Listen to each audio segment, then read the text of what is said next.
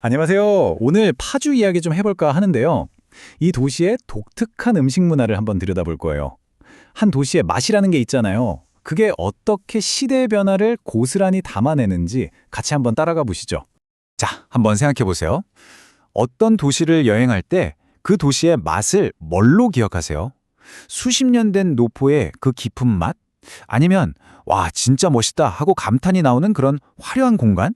어떤 쪽이신가요? 바로 오늘 이야기할 파주가 이 질문에 대한 아주 재미있는 답을 보여주는 곳입니다. 왜냐하면 여기서는 오래된 것과 아주 새로운 것, 이 두 가지가 정말 흥미롭게 충돌하고 있거든요. 역사와 최신 트렌드가 딱 마주치면서 아주 독특한 미식 생태계를 만들어내고 있는 거죠.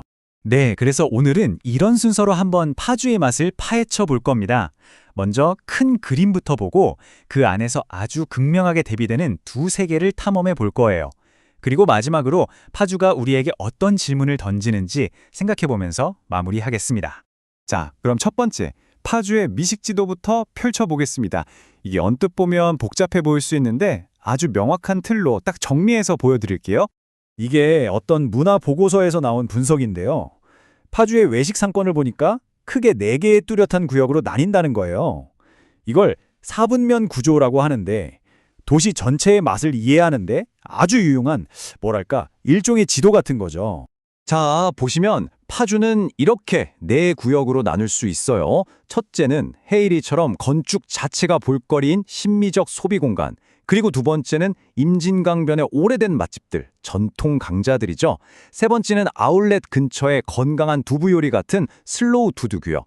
마지막으로 운정신 도시의 트렌디한 라이프스타일 구역. 물론 이 4가지가 다 섞여서 파주의 맛을 만들고 있긴 한데요.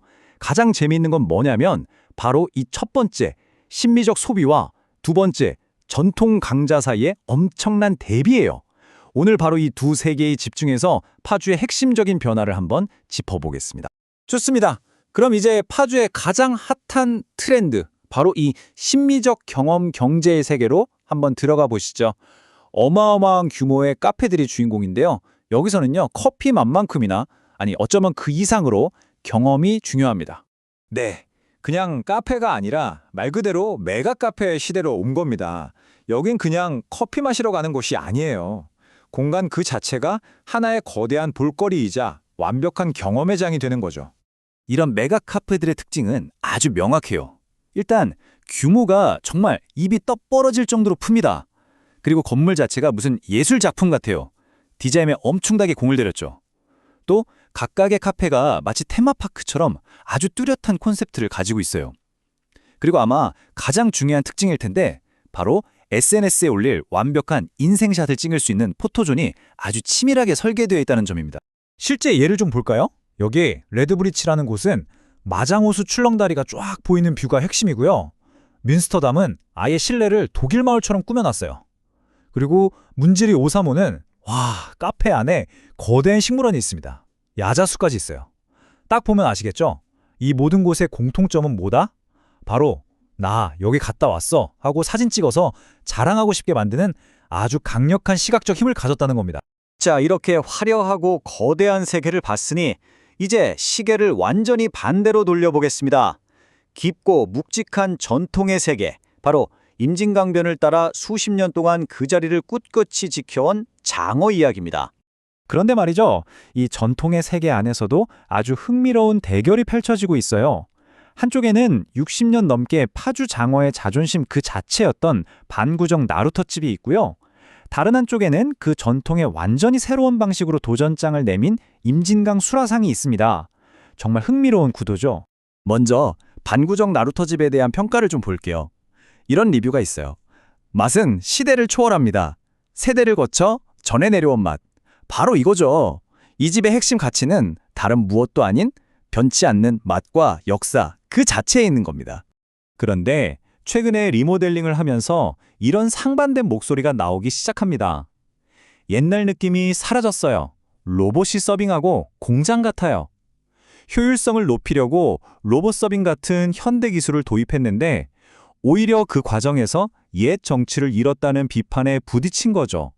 아, 이게 바로 전통을 지키는 것과 현대화 사이의 딜레마를 아주 잘 보여주는 지점입니다. 바로 이 지점에서 경쟁자인 임진강 수라상이 완전히 다른 카드를 꺼내듭니다. 맛이라는 전통은 가져가되 그것을 아주 현대적인 경험으로 포장하는 거죠. 완전히 다른 접근법이에요. 그럼 뭐가 다르냐? 가장 충격적인 건 바로 바닥이에요. 발밑이 투명한 유리인데 그 아래로 물고기들이 헤엄쳐 다녀요. 거기서 밥을 먹는 거죠. 그리고 메뉴도 보세요. 그냥 장어가 아니라 소금, 고추장, 복분자 소스를 쓴 삼색장어. 시각적으로도 엄청나게 화려하죠. 그러니까 여긴 단순히 장어를 먹는 곳이 아니라 장어를 체험하는 공간으로 스스로를 정의하고 있는 겁니다. 자, 지금까지 극과 극의 두 세계를 봤습니다. 이제 이 둘을 나란히 놓고 오늘날 파주의 음식 문화가 대체 어떤 정체성을 가지게 됐는지 한번 정리해 보겠습니다. 이 표를 보시면 한눈에 정리가 되실 거예요.